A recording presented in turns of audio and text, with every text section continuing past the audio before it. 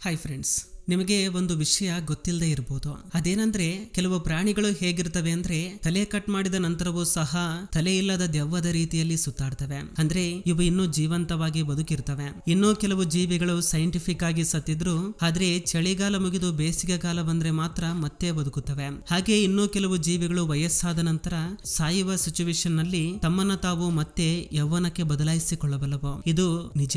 ಈ ವಿಡಿಯೋದಲ್ಲಿ ಅಂತಹ ಜೀವಿಗಳ ಬಗ್ಗೆ ತಿಳ್ಕೊಳ್ಳೋಣ. ಕಾಕ್ರೋಚ್, ಜಿರಳೆ. ಇದು ಯಾವ ರೀತಿಯ ಜೀವಿ ಅಂದ್ರೆ ನೀವು ಇದರ ತಲೆಯನ್ನ ಕಟ್ ಮಾಡಿದ್ರೂ ಸಹ ಸಾಯೋದಿಲ್ಲ. ಇದು ನಮ್ಮ ಮನೆಯಲ್ಲೇ ಒಂದು ವಾರ ತಲೆ ಇಲ್ಲದ ದೆವ್ವದ ರೀತಿಯಲ್ಲಿ ಇದ್ದು ಒಂದು ವಾರದ ನಂತರ ಆಹಾರವಿಲ್ಲದೆ ಹಸಿವಿನಿಂದ ಸಾಯಬಲ್ಲದು. ಆದ್ರೆ ತಲೆ ಇಲ್ಲದ ಕಾರಣ ಇದು ಸಾಯೋದಿಲ್ಲ.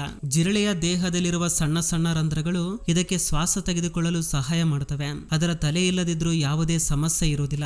ನಾವು ಮನೆಯ ಬಾತ್ರೂಮ್ ಗಳಲ್ಲಿ ಜಿರಳೆಯನ್ನ ನೋಡಿದಾಗ ಸಿಂಕ್ ಅಲ್ಲಿರೋ ನೀರನ್ನ ಹೆಚ್ಚಿಸಿ ಅದನ್ನ ಸಾಯಿಸಲು ನೋಡ್ತೇವೆ. ಆದ್ರೆ ಅದು ಆಗಲೂ ಸಹ ಸಾಯೋದಿಲ್ಲ. ಏಕೆಂದ್ರೆ ಜಿರಳೆ ಒಂಥರ ಸೂಪರ್ ಹೀರೋ ತರ. ಇದು ಅಷ್ಟು ಬೇಗ ಸಾಯೋದಿಲ್ಲ. ಇದು ತನ್ನ ಶ್ವಾಸವನ್ನ 30 ರಿಂದ 40 ನಿಮಿಷ ಹಿಡಿದಿಟ್ಟುಕೊಳ್ಳಬಲ್ಲದು. ಇದಕ್ಕೆ ಸಂಬಂಧಿಸಿದ ಇಂಟ್ರೆಸ್ಟಿಂಗ್ ಮತ್ತು ಡೇಂಜರಸ್ ಫ್ಯಾಕ್ಟ್ ಏನಂದ್ರೆ ಹೆಣ್ಣು ಜಿರಳೆ ತನ್ನ ಲೈಫ್ ನಲ್ಲಿ ಕೇವಲ ಒಮ್ಮೆ ಮಾತ್ರ ಸಂಭೋಗದಲ್ಲಿ ಪಾಲ್ಗೊಳ್ಳುತ್ತೆ. ಆ ಸಮಯದಲ್ಲಿ ಮಾತ್ರ ಅದು ಗಂಡು ಜಿರಳೆಯ ಸ್ಪರ್ಮ್ ನ ಕಲೆಕ್ಟ್ ಮಾಡ್ಕೊಂಡು ಇಟ್ಕೊಳ್ಳುತ್ತೆ. ಅದರಿಂದ ಅದು ಆಗಾಗ ಪ್ರೆಗ್ನೆಂಟ್ ಆಗುತ್ತೆ, ತನ್ನ ಸಂಖ್ಯೆಯನ್ನ ಹೆಚ್ಚಿಸಿಕೊಳ್ಳುತ್ತೆ.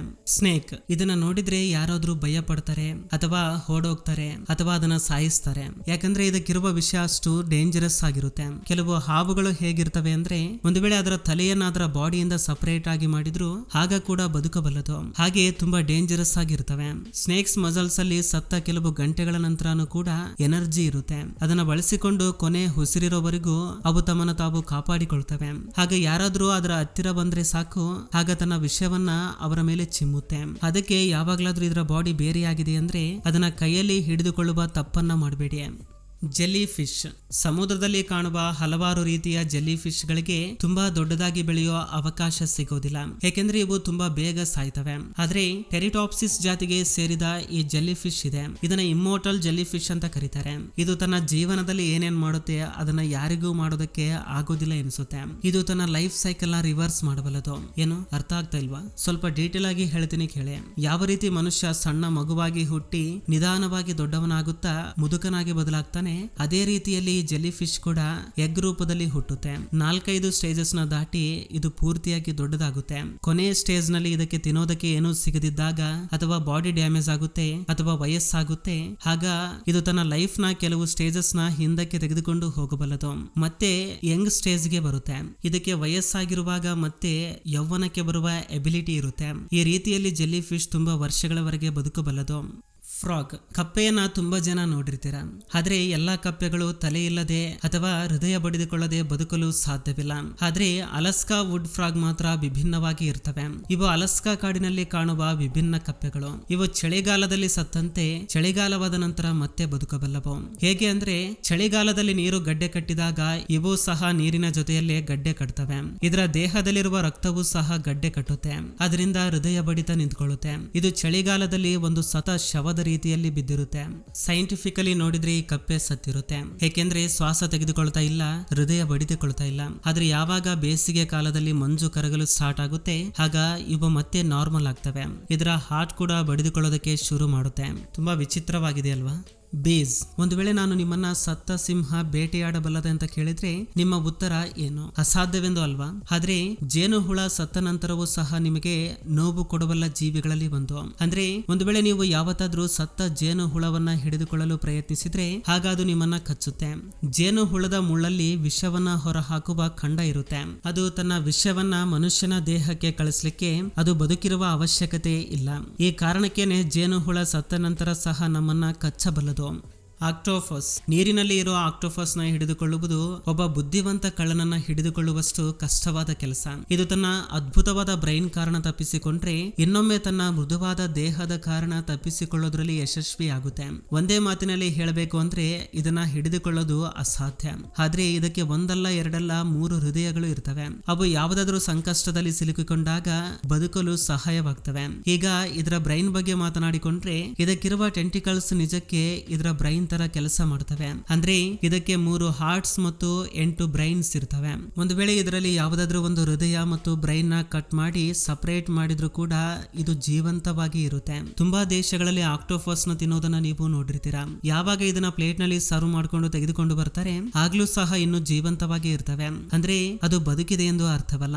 ಅದರ ಟೆಂಟಿಕಲ್ಸ್ ಅದರ ಬ್ರೈನ್ ರೀತಿಯಲ್ಲಿ ಕೆಲಸ ಮಾಡೋದ್ರಿಂದ ಅದು ತನ್ನ ಬಾಡಿಯನ್ನ ಕೊನೆ ಸಮಯದವರೆಗೂ ಬದುಕಿಸಲು ಟ್ರೈ ಮಾಡ್ತವೆ. ಟರ್ಟಲ್ಸ್ ಪಾಪ ತುಂಬಾ ಸಲ ಇವು ತಮ್ಮ ತಲೆಯನ್ನ ಶತ್ರುವಿನ ದಾಳಿಯಿಂದ ಕಳೆದುಕೊಳ್ಳುತ್ತವೆ.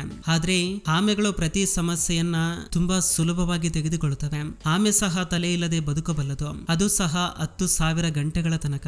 ಇದಕ್ಕೋಸ್ಕರ ಇದರ ದೇಹದಲ್ಲಿರುವ ಫೇಸ್ ಮೇಕರ್ ಸೆಲ್ ಸಹಾಯ ಮಾಡುತ್ತವೆ. ಅದರಿಂದ ಹೃದಯ ಬಡಿದುಕೊಳ್ಳೋದಕ್ಕೆ ಸಹಾಯ ಮಾಡುತ್ತೆ. ತಲೆ ಕಟ್ ಮಾಡಿದ್ರು ಸಹ ಆಮೆಗಳು ತನ್ನ ದೇಹದ ಸಹಾಯದಿಂದ ಆಕ್ಸಿಜನ್ ತೆಗೆದುಕೊಳ್ಳಬಲ್ಲದು.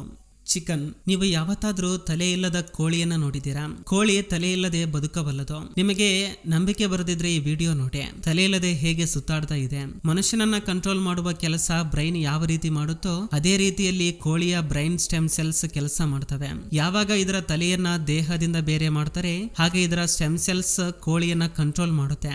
ಅಂದ್ರೆ ತಲೆ ಸಪರೇಟ್ ಆದ ನಂತರ ಪ್ರತಿಯೊಂದು ಕೋಳಿ ಬದುಕುತ್ತೆ ಎಂದು ಅರ್ಥವಲ್ಲ. ಆಕಸ್ಮಿಕವಾಗಿ ತಲೆ ಕಟ್ ಮಾಡುವ ವ್ಯಕ್ತಿ ಆ ಕೋಳಿಯ ಜಾಗ್ಯುಲರ್ ವೇನ್ಸ್ ನ ಕಟ್ ಮಾಡದಿದ್ರೆ ಹೀಗೆ ಅದು ಬದುಕಬಲ್ಲದು. 1995ರಲ್ಲಿ ಮೈಕ್ ಹೆಸರಿನ ಕೋಳಿ ತನ್ನ ತಲೆ ಇಲ್ಲದೆ 18 ವಾರ ಬದುಕಿತ್ತು. ಇದಕ್ಕೆ ಮೈಕ್ ಹೆಡ್ಲೆಸ್ ಚಿಕನ್ ಅಂತ ಕರಿತಾ ಇದ್ರು. ಇದು ಇಷ್ಟು ದಿನ ಹೇಗೆ ಬದುಕಿತ್ತು ಅಂದ್ರೆ ಫುಡ್ ನ ಲಿಕ್ವಿಡ್ ರೂಪದಲ್ಲಿ ಕೊಡ್ತಾ ಇದ್ರು. ಪ್ಲಾನೆರಿಯನ್ ಫ್ಲಾಟ್ ವಾರ್ಮ್, ಇವುಗಳಿಗೆ ಸಂಬಂಧಿಸಿದ ಪ್ರತ್ಯೇಕವಾದ ವಿಷಯ ಏನು ಅಂದ್ರೆ ಒಂದು ವೇಳೆ ನೀವು ಇದನ್ನ ಚಾಕುವಿನಿಂದ ಸಣ್ಣ ಸಣ್ಣ ಪೀಸಸ್ ಆಗಿ ಕಟ್ ಮಾಡಿದ್ರು ಕೂಡ ಇದು ಸಾಯುವುದಿಲ್ಲ. ನೀವು ಇದನ್ನ ಎಷ್ಟೇ ಪೀಸಸ್ ಆಗಿ ಕಟ್ ಮಾಡಿದ್ರು ಈ ಪೀಸಸ್ ಮತ್ತೆ ಹೊಸ ಪ್ಲಾನೆರಿಯನ್ ಆಗಿ ಹುಟ್ಕೊಳ್ತವೆ. ಒಂದು ವೇಳೆ ನೀವು ಪ್ಲಾನೆರಿಯನ್ ನ ಮಧ್ಯಭಾಗದಲ್ಲಿ 2 ಪಾರ್ಟ್ಸ್ ಆಗಿ ಕಟ್ ಮಾಡಿದ್ರೆ ಆಗ ಈ 2 ಪಾರ್ಟ್ಸ್ಗೂ 2 ತಲೆಗಳು ಬರ್ತವೆ. ಹಾಗೆ ಇವು 2 ಜೀವಿಗಳಾಗಿ ಬದಲಾಗಿ ನಾರ್ಮಲ್ ಆಗಿ ಜೀವಿಸಬಲ್ಲವು.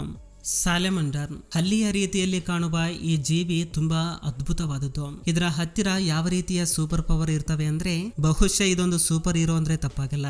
ಅದೇನಂದ್ರೆ ಇದು ತನ್ನ ಬಾಡಿಯಲ್ಲಿ ಕಟ್ ಆಗಿರುವ ಭಾಗವನ್ನ ಮತ್ತೆ ಬೆಳೆಸಬಲ್ಲದು. ಯಾವಾಗ ಕಟ್ ಮಾಡಿರುವ ಬಾಡಿ ಪಾರ್ಟ್ಸ್ ಪ್ಲೇಸ್ ಅಲ್ಲಿ ಹೊಸ ಪಾರ್ಟ್ ಬರುತ್ತೋ ಹಾಗೆ ಅದನ್ನ ನೋಡಿದ್ರೆ ಕಟ್ ಮಾಡಿದ ನಂತರ ಹೊಸದಾಗಿ ಬಂದಿದೆ ಎಂದು ಯಾರೂ ಕಂಡುಕೊಳ್ಳಲು ಸಾಧ್ಯವಿಲ್ಲ. ಅಷ್ಟೇ ಅಲ್ಲ, ಸ್ಯಾಲಮಂಡರ್ ಹಾರ್ಟ್, ಬ್ರೈನ್, ಮೈ ಮೇಲೆ ಆಗಿರುವ ಗಾಯಗಳು ಸಹ ತುಂಬಾ ವೇಗವಾಗಿ ರಿಕವರಿ ಆಗ್ತವೆ. ಇಂತಹ ಸ್ಪೆಷಲ್ ಹೀಲಿಂಗ್ ಪವರ್ ಯಾವ ಪ್ರಾಣಿಯಲ್ಲೂ ಸಹ ಇರೋದಿಲ್ಲ. ಆದ್ದರಿಂದ ಎಷ್ಟೋ ವರ್ಷಗಳಿಂದ ವಿಜ್ಞಾನಿಗಳು ಇಷ್ಟಕ್ಕೂ ಯಾವ ಪ್ರಾಣಿಯಲ್ಲೂ ಇಲ್ಲದ ವಿಶೇಷತೆ ಇದರಲ್ಲಿ ಏನಿದೆ ಎಂದು ಇದರ ಮೇಲೆ ರಿಸರ್ಚ್ ಮಾಡ್ತಾ ಇದ್ದಾರೆ. ಒಂದು ವೇಳೆ ಅದಕ್ಕೆ ಸಂಬಂಧಿಸಿದ ವಿಭಿನ್ನವಾದ ಸೂಪರ್ ಪವರ್ ಬಗ್ಗೆ ಗೊತ್ತಾದ್ರೆ ಅದು ಮಾನವನ ಭವಿಷ್ಯಕ್ಕೆ ತುಂಬಾ ಸಹಾಯವಾಗುತ್ತೆ. ಈ ಸ್ಪೆಷಲ್ ಸೂಪರ್ ಪವರ್ ಇರುವ ಜೀವಿಗಳನ್ನ ನೋಡಿ ಮನುಷ್ಯನಲ್ಲಿ ಯಾವ ರೀತಿಯ ಸೂಪರ್ ಪವರ್ ಇದ್ರೆ ಚೆನ್ನಾಗಿರುತ್ತೆ ಅನಿಸುತ್ತೆ ಕಮೆಂಟ್ ಮಾಡಿ ತಿಳಿಸಿ. ಇದು ಫ್ರೆಂಡ್ಸ್ ಈ ದಿನದ ವಿಡಿಯೋ. ಫ್ರೆಂಡ್ಸ್, ಈ ವಿಡಿಯೋದಿಂದ ಅಟ್ಲೀಸ್ಟ್ 1% ನಾಲೆಜ್ ಆದ್ರೂ ಸಿಕ್ಕಿದ್ರೆ ಈ ವಿಡಿಯೋಗೆ ಒಂದು ಲೈಕ್ ಮಾಡಿ, ಹಾಗೆ ನಿಮ್ಮ ಫ್ರೆಂಡ್ಸ್ಗೂ ಕೂಡ ಶೇರ್ ಮಾಡಿ, ಹಾಗೆ ನಮ್ಮ ಚಾನಲ್ಗೆ ಸಬ್ಸ್ಕ್ರೈಬ್ ಮಾಡಿಕೊಂಡು ಸಪೋರ್ಟ್ ಮಾಡಿ. ಕೊನೆ ತನಕ ನೋಡಿದಕ್ಕೆ ಥ್ಯಾಂಕ್ಸ್ ಫಾರ್ ವಾಚಿಂಗ್.